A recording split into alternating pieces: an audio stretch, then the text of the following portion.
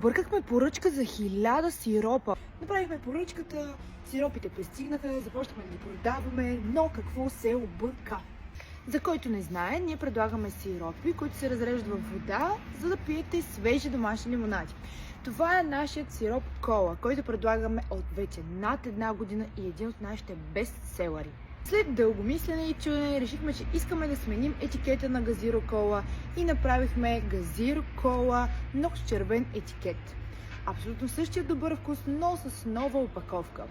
Обаждат ни се от фирмата, в където брандират сиропите и ни казват: то тук е станала грешка и имаме още 1000 бройки от сиропът с черен етикет.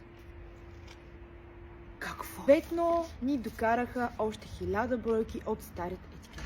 Супер тъпа ситуация. Не мога да разбера как може фирми да объркват такива неща. Тук говорим за 1000 сиропа, които са немалка инвестиция като финанси, което също пречи и за лаунчването ни, подобаващо на нашия продукт. Просто е уникална историята. Напиши в коментар, смяташ ли, че това е окей?